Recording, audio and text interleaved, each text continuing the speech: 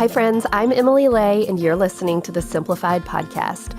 If you're looking for a quiet place where you can filter out the noise and the hustle, this is it. Every week, I invite you to slow down and join me to explore practical ways to organize and automate the complicated parts of life so you can focus on what truly matters most.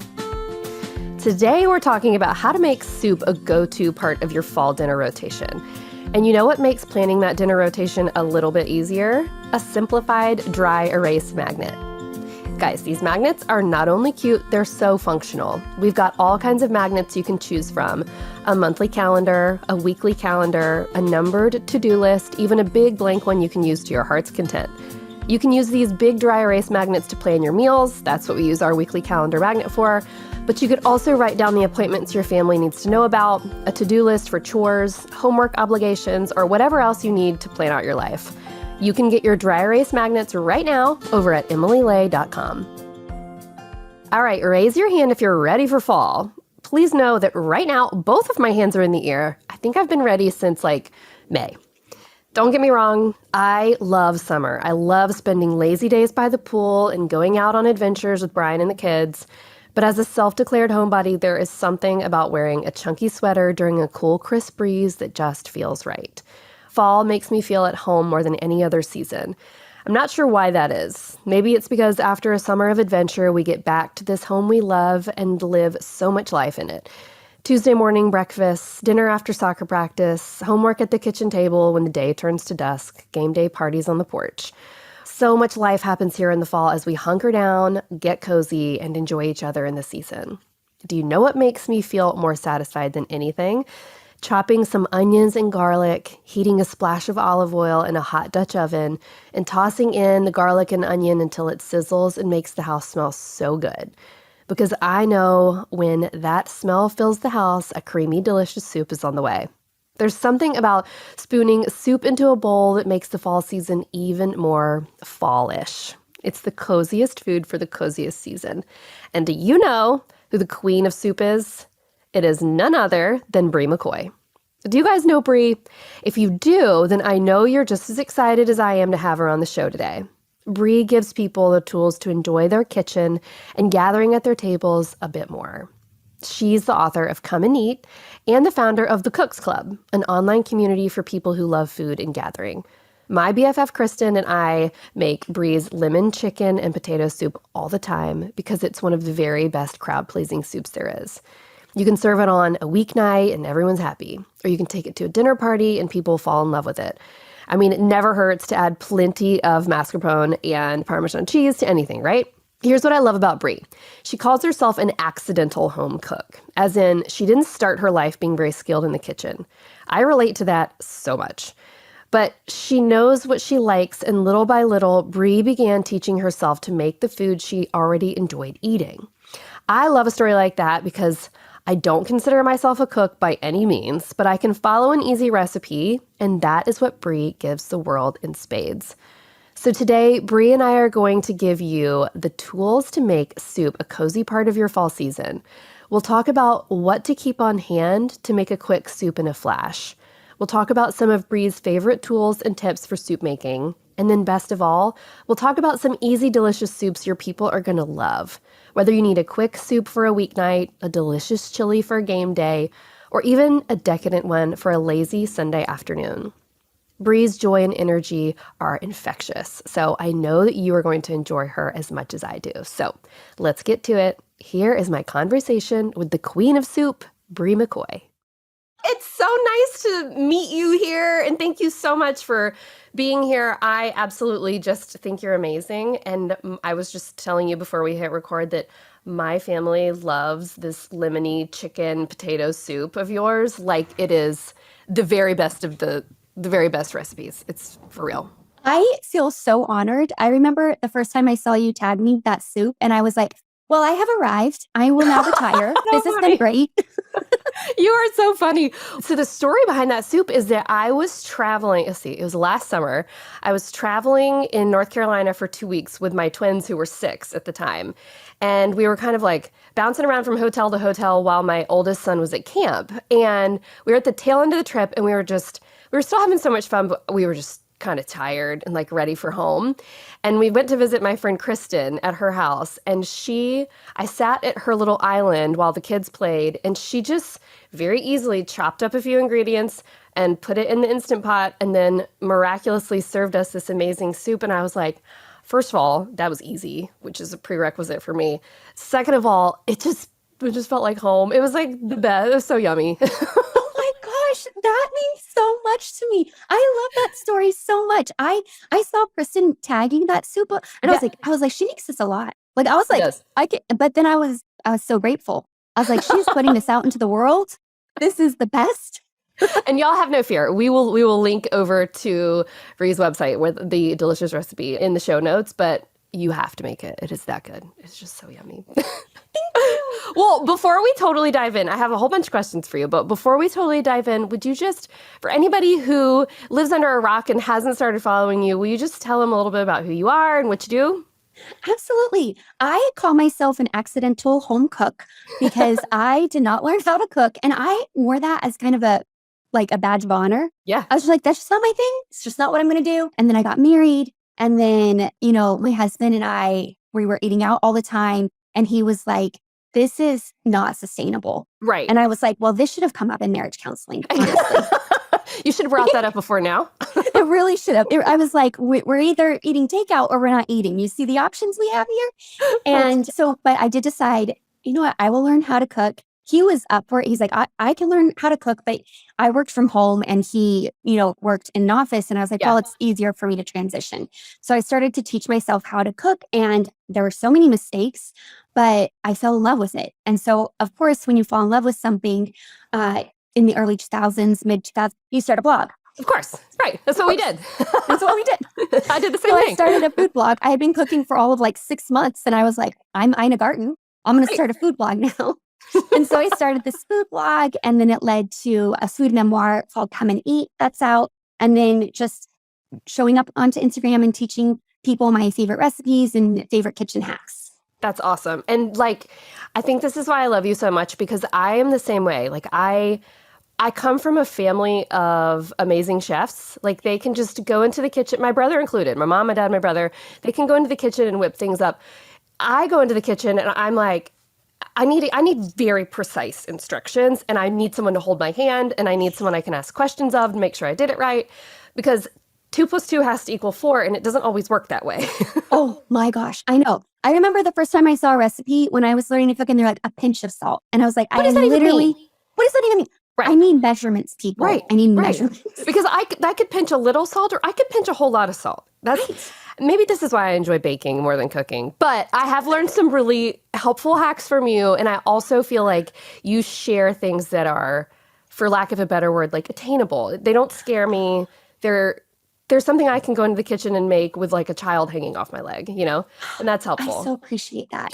That's the goal. That's the dream. Right. I'm like, I want someone to go into the kitchen and feel like they made something really delicious and flavorful without it scaring them or feeling like, well, that took 3 hours. Absolutely. And there's this other part of cooking that and I've tried to get better at it for this reason, that I feel like it's one of the ways we love and serve our people well.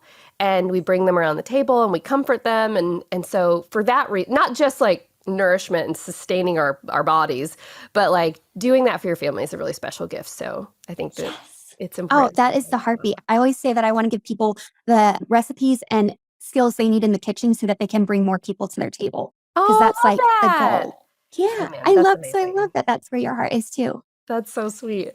Well, okay, my first question for you, I feel like being good at making soup is basically a life skill that we should all have, because when you need to clean some veggies out of the fridge, or, putting them all into the soup pot and just making something amazing with it, that's just a really good life skill. So how did you get so good at soup? Well, I have a little secret, and that is that I used to hate soup. I thought it was so meh. I was like, where's my 4-course meal? I need a fork. I need a knife. What is this one bowl situation? Yeah. And so I was really opposed to soup for a long time.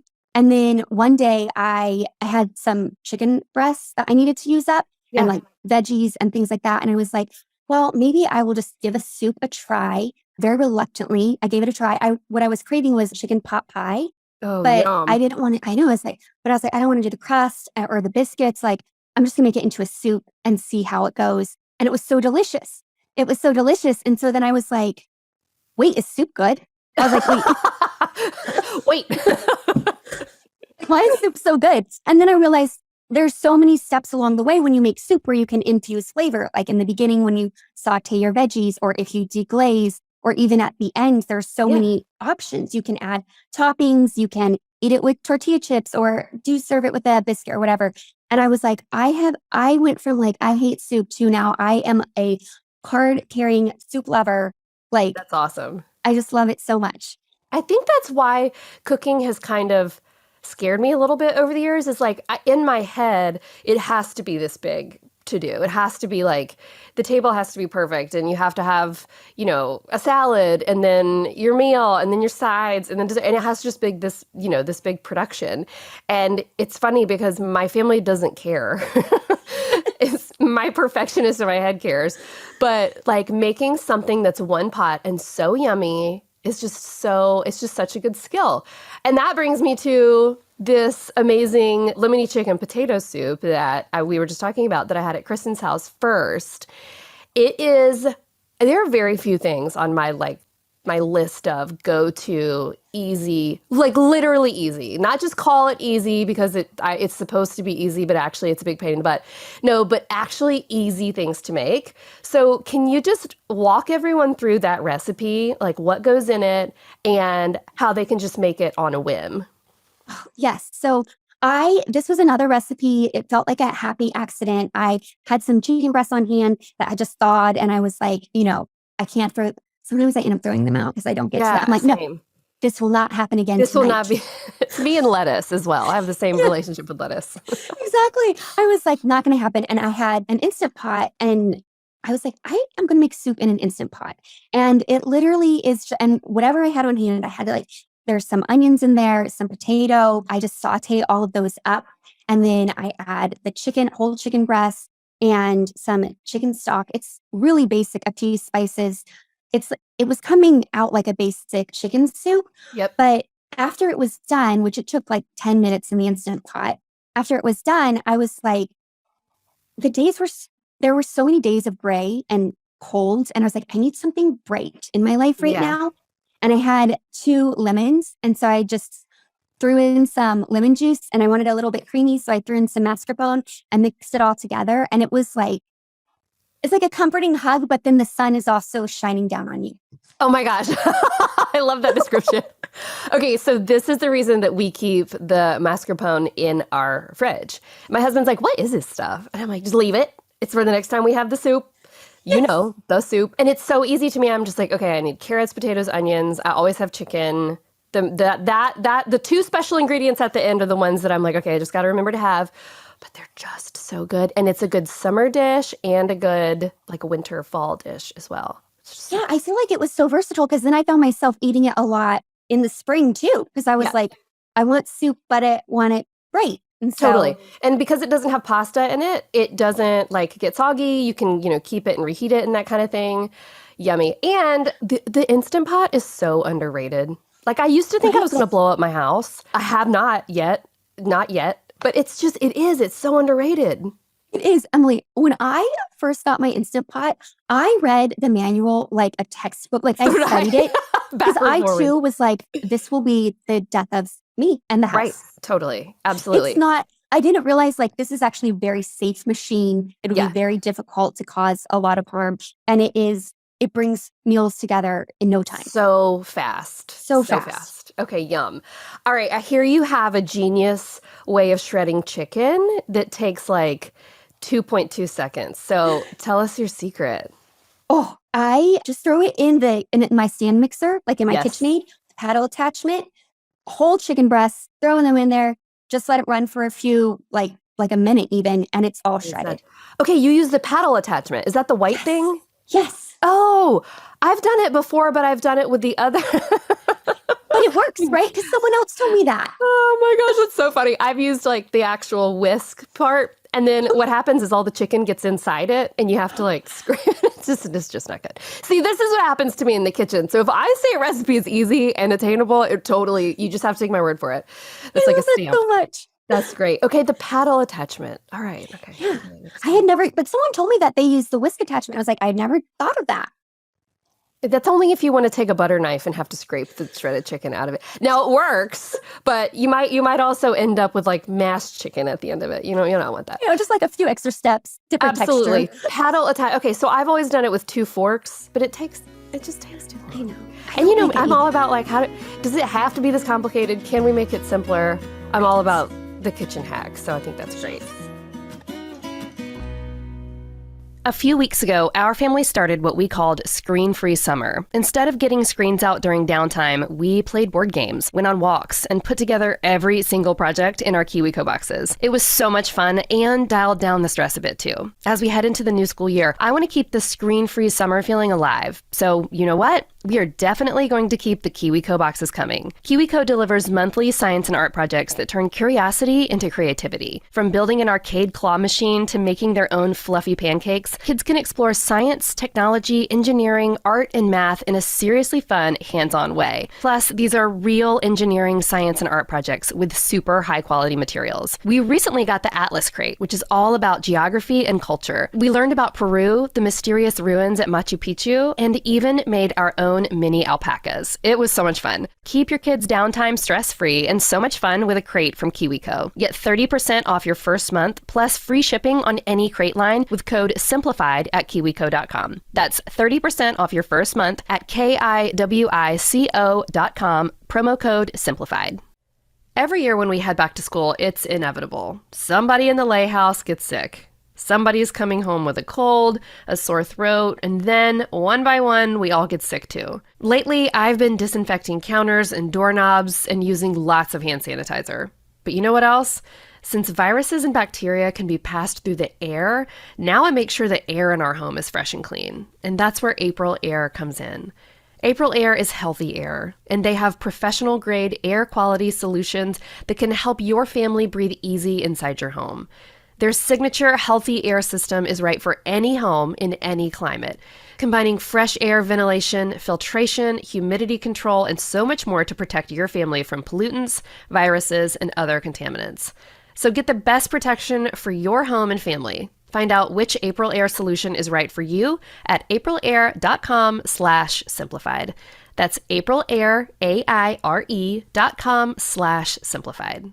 Guys, I've struggled with sensitive skin my whole life. Whenever I try a new foundation or sunscreen, I'm just waiting for the moment my skin breaks out in an itchy red rash that takes way too long to heal. So if you're like me and struggle with skin that's prone to breakouts, whether it's because of eczema or acne or even rosacea, you need to give GladSkin a try. Here is a nerdy science tip. When your skin's microbiome isn't balanced, your skin gets itchy, red, and inflamed. GladSkin targets the imbalance in your skin's microbiome using a revolutionary protein called microbalance, which restores the balance of the good and bad bacteria that live on your skin so it can finally heal. GladSkin with microbalance is steroid-free, and it's even gentle enough for babies. It's clinically proven to reduce eczema symptoms. In fact, 91% of users who tried GladSkin's eczema cream saw a significant improvement after just 7 days. So try it for yourself. GladSkin is offering my listeners 15% off, plus free shipping on your first order at gladskin.com/simplified. That's gladskin.com/simplified for 15% off plus free shipping. gladskin.com/simplified.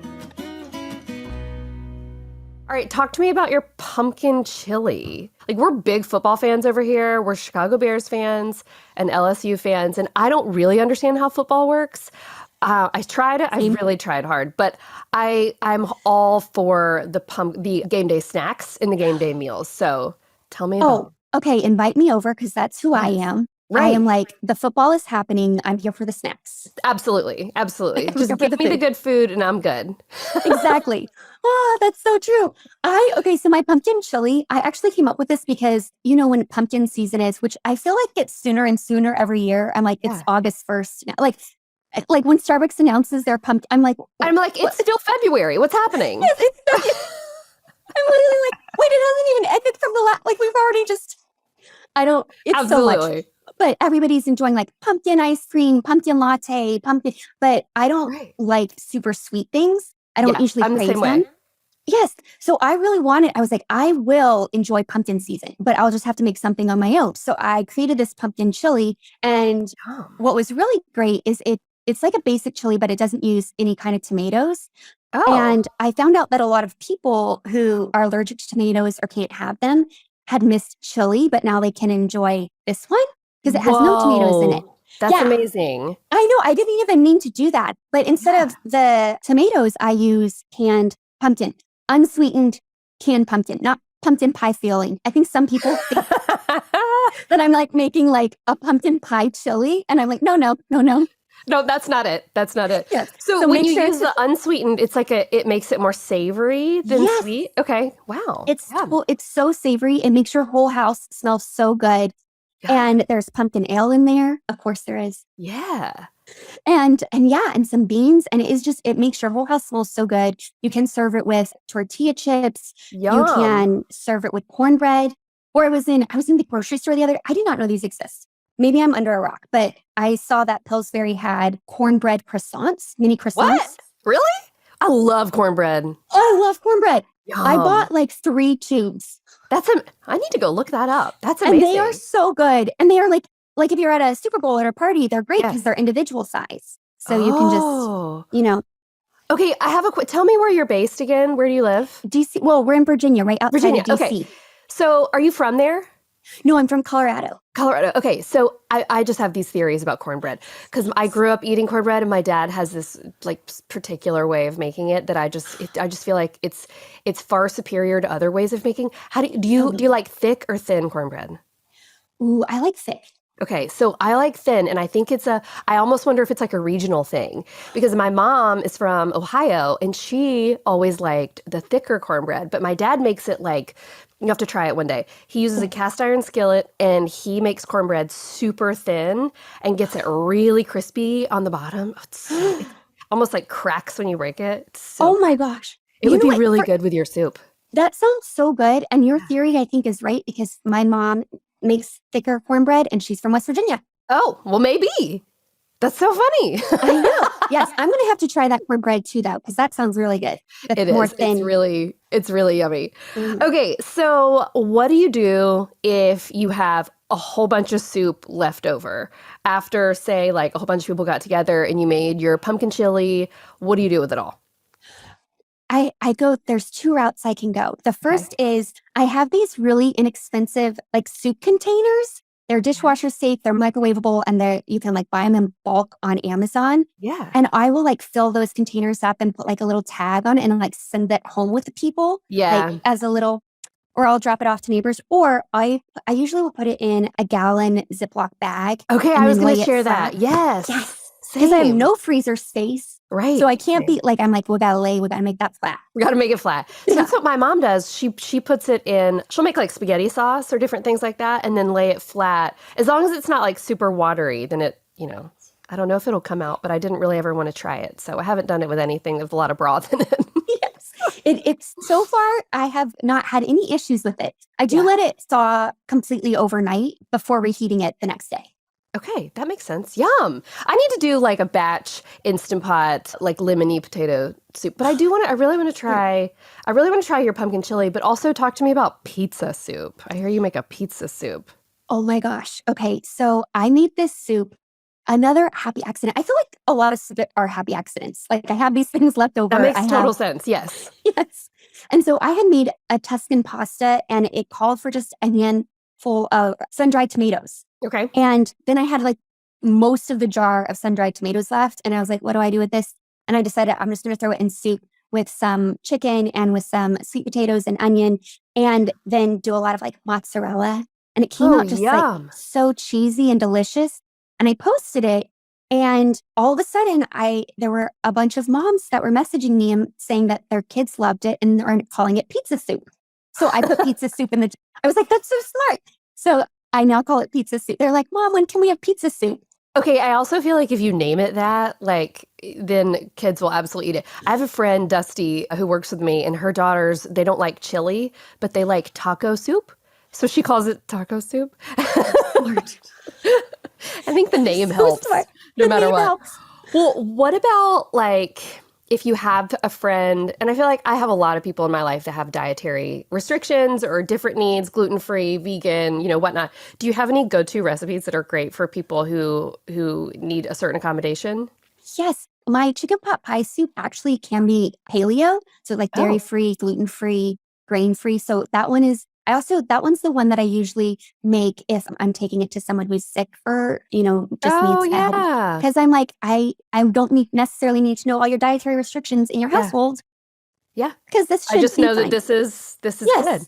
And then Okay, the chicken yum. lemony soup, a bunch of people who are dairy-free told me that they use, instead of mascarpone, they've been using a coconut cream. And they said, it's just as good. Oh, so I've done that because once I Yes. didn't have, I feel like I may have read this in the comments on your blog or somewhere, but I didn't have any of the mascarpone. And so I did the coconut cream and it was great. And I don't love coconut and it does not taste like coconut at all. Yes, that is, I think that's a misconception. So you have to use a lot of coconut for Yeah. something to like really have a strong coconut flavor. Yeah. But yeah. So, Okay, and then yay. for vegetarian, I have a loaded baked potato soup, which pleases everybody, but especially my friends who are not trying to eat the, meat. Got I it. almost said bunnies. I don't know why I said bunnies. We're not eating meat bunnies. or bunnies, whichever. Whatever. Okay, No bunnies in this soup. If I want to be like a princess of soup, if you're the queen of soup and I want to be the princess of soup, what ingredients would you tell me that I just always need to keep on hand? Oh, okay. I went through a big experiment. So I used to make my own chicken broth. And then Yeah. one day I realized that doesn't matter to me anymore. Right. And so I'm not going to do that anymore. So I went on a hunt for the best chicken stock. And I bought like 12 of the most popular brands of chicken stock. Yeah. And I taste tested each one of them. I love that you've done this for us. Which do I we know. need? Because I was like, stock is a big part of soup. Yeah. And so you just need to have the best kitchen basics chicken stock. Kitchen basics. The Okay. color, like I even looked at the color, like a lot of the stocks, the color was like very see-through or like very, very light brown. Kitchen basics was like the most beautiful color. It had so much flavor. It paled in comparison. Where did you find that? I've been able to find it at my local Kroger. Okay. I've found it at Whole Foods and Target. Okay. Yay. Yes. I'll have to look. We shop at Publix here. I'll have to look it up and see if they have it. That's great. Wait, can I say I miss Publix? We used to live in Florida and I miss Publix so much. Oh, it's just the best. It really is. I miss having a Whole Foods. We don't have a Whole Foods or a Trader Joe's here, which still makes me sad. But Publix is really good. And then we have like a local co-op place called Everman's that has really good, yummy, healthy things there as well. That's awesome. I think Publix will have it. Okay. I will keep you posted. This is good. Yes. This is good information. Okay. So kitchen basics. Yes. Oh yeah. Kitchen basics. And then I always make sure I have again like garlic, lemons, heavy cream, Parmesan cheese, a jar of salsa, and apple cider vinegar. I feel like if I have those things always on hand, then depending whatever meat or noodles or veggies I have, I can throw together like endless combinations of soup. Okay, I have a question about apple cider vinegar. Yes. So I don't know why, but I can't stand it. Like the smell of it, the taste of it. And so I feel like I shy away from any recipe that calls for even a drop of it. But do you feel like when you use it in a recipe, it's kind of like coconut, like it kind of disappears, or it is powerful? I think that it disappears a little bit. Like it doesn't taste like apple cider vinegar to me. It more tastes like it's giving a nice kind of little tang. Okay. But you couldn't necessarily put your finger on it. What it is. How I feel. Like you're like, oh, there's something cutting through all the richness here, but I'm not 100% sure what it is. Yeah. Okay, that's good to know. There's really no food that I don't love, but for whatever reason, apple cider vinegar that and truffle. Not a big truffle fan. I know. No, I do not like truffle. Oh, really? I feel like every time I say that, people are like, "You're crazy." No, I'm like, why are all the truffle is overrated? And why is it so expensive? It's so expensive. If it's a tiny, tiny bit, it's fine. But like, if someone makes like truffle fries or no, because I feel like it's like so. You either need like the super expensive, like high quality truffle that's just like a dot, and then you're like, or you're getting like not the best tasting one. Overpowered. And people are just like dousing it. Yeah, and I can't taste anything else. No, I'm like, no. Nope, not a fan. Not a fan. Okay, see? I thought I was weird. I'm so glad we know this about each other. Okay, so I love a good pot roast, just like everybody, I feel like. And I feel like it's like a soup adjacent food, right? That like you just can't get enough of when the weather starts to get a little bit cooler. So do you have a good pot roast recipe? Yes, I have a good pot roast that I tried very hard to replicate my mom's, but that's just never going to happen. I've decided. There's something about a mom and the There's pot something roast. about, yep. Yeah. But the base is always the same. Like I'll do chuck roast and then I sear it on all sides. And then what I cook it in is my homemade cream and mushroom soup, which Ooh. that's the secret ingredient in my roast. And it sounds like a little fussy or bougie, but it comes together really fast. Wow. And I have had people who are like, I don't like mushrooms. And I've given them my homemade cream and mushroom soup and they've finished the bowl. So, no way. That's amazing. Yes, it's so good. So I always do like a batch of the homemade cream and mushroom soup and red wine. And then I just throw in whatever. I have potatoes, carrots, onions into the whole party in there. Yeah. And then we have a pot roast. That's great. Or stew even. I make a Coca-Cola pot roast that my mom made when I was a kid. Have you had this? What? No, tell me. It's so good. So you get a chuck roast. This is one of those like top 5 easiest recipes too. It's a crock pot meal. You get a chuck roast. You pour a can of Coke over it. Not saying it's the healthiest thing in the world, but you pour a can of Coke on it, and then you put a packet of onion soup mix, like just the kind you buy at the store. And then you throw in, whatever you got, potatoes, carrots, onions, and then you turn it on. And that's it. That's so easy. It's so easy, and it comes out so good. Oh my gosh. It's That delicious. sounds absolutely delicious. I'm going to try You got to try it. It's one of those that like you probably have everything you need on hand, Yeah. It's just easy. Oh yeah. Totally easy. I love that. Okay, Yum. so tell us like some of your best hacks for making soup prep just a little bit easier. Okay. My first one is to always have a garlic roller on hand. Have you heard of a garlic roller? No, what's that? It's like a circular tube, but I put so much garlic in, like all my soups have garlic. Garlic brings so much flavor. And so you just pop in the clove of garlic and you roll it just a few times and it comes out completely naked. What? Like it's completely peeled. That's amazing. And so, because I used to just like whack, like I'm like always like peeling the gut, whatever. So this is like so helpful for me. I also really like having it's an ounce measure from Oxo Grips, I think. And I always use a shot glass. yes, that's perfect. Which I'd much rather, because a lot of times one of my favorite hacks with soup is deglazing before you put in the stock. That adds so much flavor. Yeah. And so I usually deglaze with either a 4th cup wine or chicken stock. Yeah. And so those little ounce measures are perfect because they're a 4th cup. That's awesome. So those are like my favorite and go-to. And then I think also for soup, I have timers on my phone, like a hack. Yeah. Timers on my phone for like pulling out frozen chicken. Oh my gosh.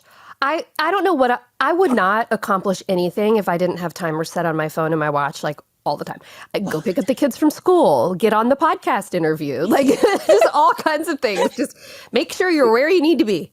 Exactly. I just need timers. I need timers. I totally agree. That's a good hack. Okay, whenever we have guests on the podcast, we do a rapid fire at the end. So I have some rapid fire questions for you, and you just tell me like whatever comes to your brain.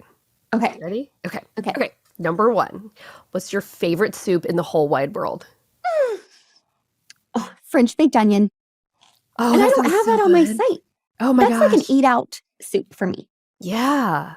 Okay. I do love a French onion soup. That sounds delicious. So good. Okay. What is your biggest food faux pas that you've ever had? Oh, there's so many. I was going to say, I have quite a few. I would say, okay, the first one that comes to mind is I was making a beer can chicken on the grill. Yeah. You like take a whole chicken and you plop it on top of the can of beer, the open can of beer. You grill it for several hours, slow and slow. And it comes out like so juicy and delicious. It was my first time doing it. And this is before I understood the magic of timers. Yeah. I was like, you know what?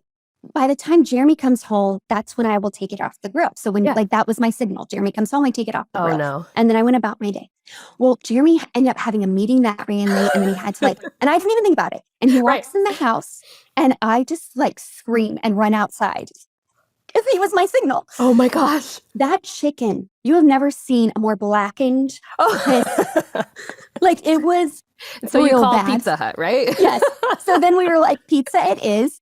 And I was like, you cannot be my timer anymore. No You're coming more. home. You are no longer the timer. Oh my gosh, that's No. crazy. I've set off a few fire alarms myself a couple times. Same.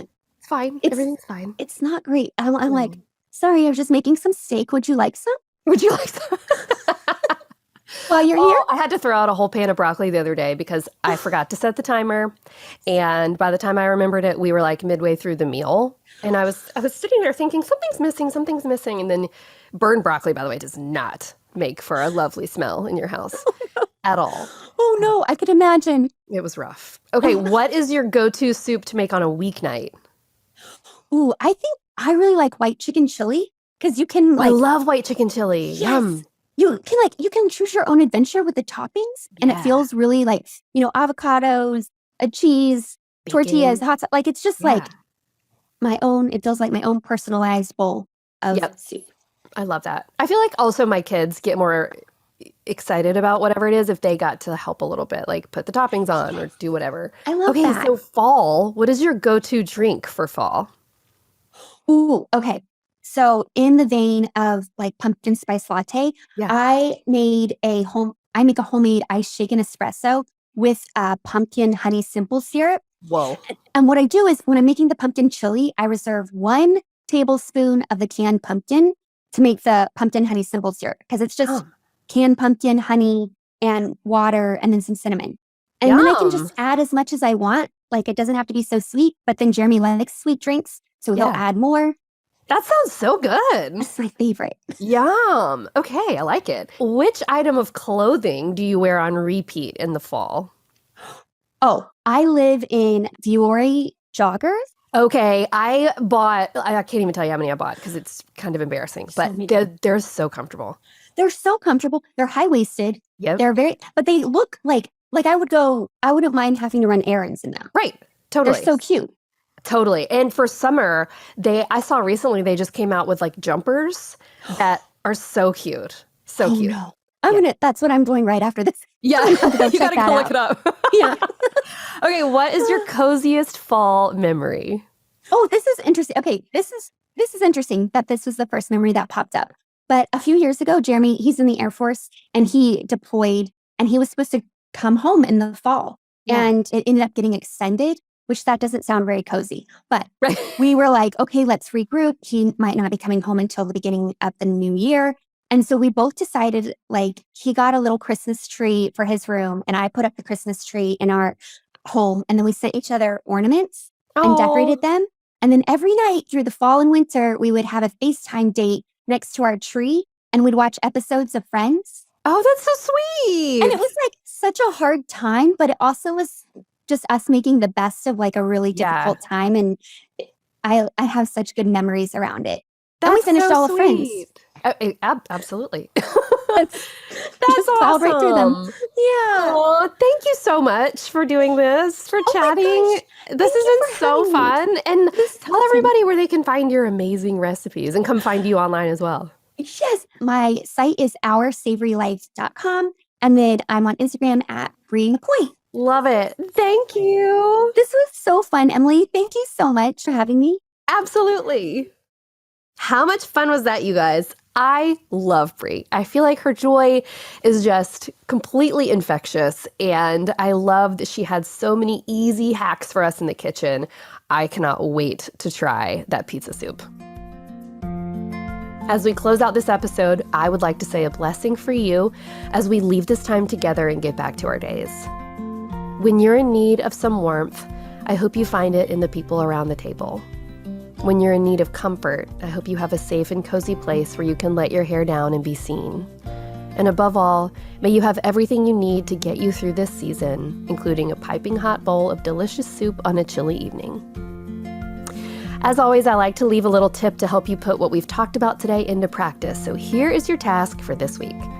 You guys, if you took anything away from today's episode with Bri, I hope you try that shredding your chicken with a mixer thing, because it absolutely works. Just make sure that you use the paddle, not the whisk. If you want an easy way to get some meal prep done this week, try picking up a rotisserie chicken, tearing the meat off the bone, toss it in the bowl, and turn on your mixer with the paddle. Voila, you will have chicken on hand for soups, salads, sandwiches, and whatever your heart desires. Talk about easy. Thanks for listening to the Simplified podcast. I hope today's episode led you to your favorite new soup recipe for the fall.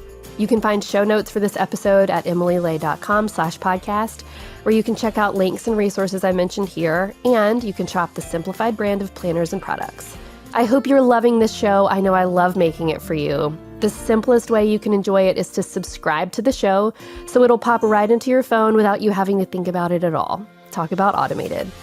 And while you're subscribing, it's easy to rate the show and leave a review while you're there. This helps the show get to other people who might enjoy it as well. Thank you so much for doing that. Till next time, thanks for listening. Bye.